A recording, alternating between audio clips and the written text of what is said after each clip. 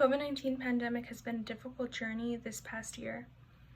Political environments are vital. It seems like we can't even get two people in the same room without disagreeing on something.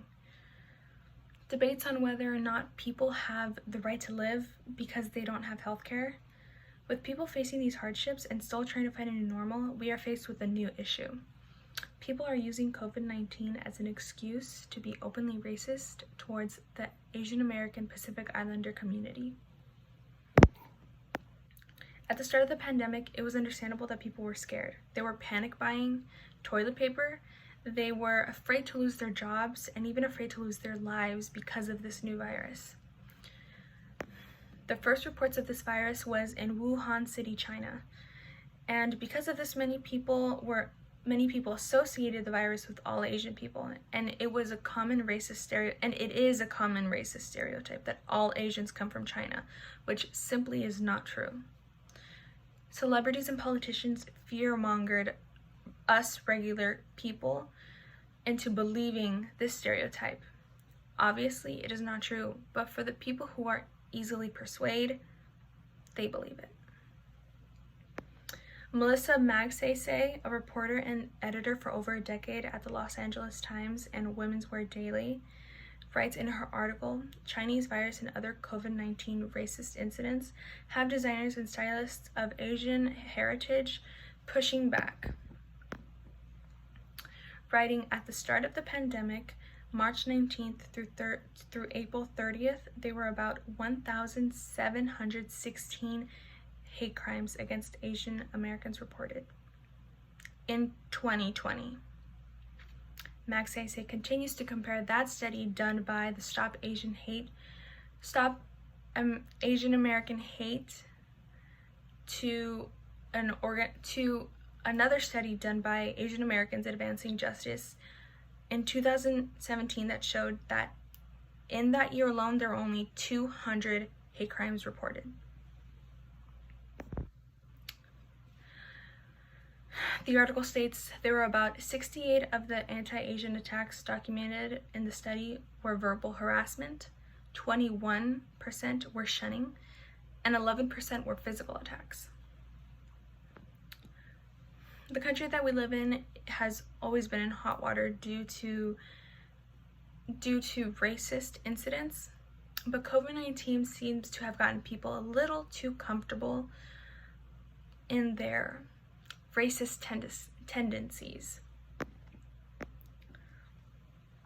Even the former president of the United States, who shall not be named, fear-mongered and enabled this racist and xenophobic behavior. So COVID-19 was just the golden ticket to the hate crimes. In Ann Doe's article, You Started Corona, as an anti-Asian hate incidents explode, climbing past 800, activists push for aid. She gives examples of authentic experiences that people in this community have faced. She quotes, wearing their masks, Darlene Ferrer and two other generations of family members were walking along Oceanside neighborhood in April when a car pulled up and a woman yelled, "You started Corona." It didn't matter if they were Chinese or not. Their ethnicity did not matter. What mattered is that COVID-19 was their fault, according to her.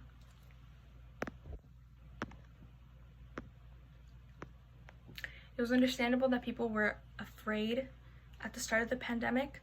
However, it did not give them the right to treat this group of minorities the way that they do and are still treating them to this day in 2021.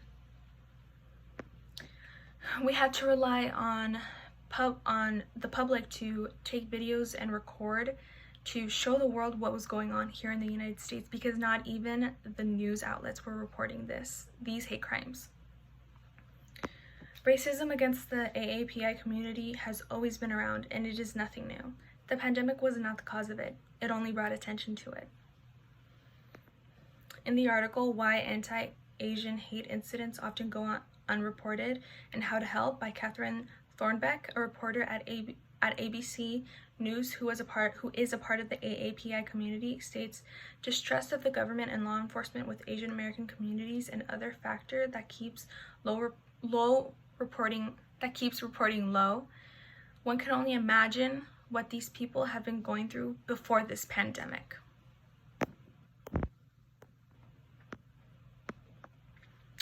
Racism is a very touchy subject, and it makes people uncomfortable, and that is understandable. However, we have to acknowledge what is happening in the United States because of COVID-19. However, COVID-19 itself is not to blame for racism. It is a snowball effect that has been happening in this country for decades. Unfortunately, it is the people who have nothing to do with it or did nothing to contribute to this virus to be receiving all this hate. The one thing we can do is spread awareness and educate others. It starts at home and it starts in your own home. Don't spread hate. Educate your family, educate your neighbors.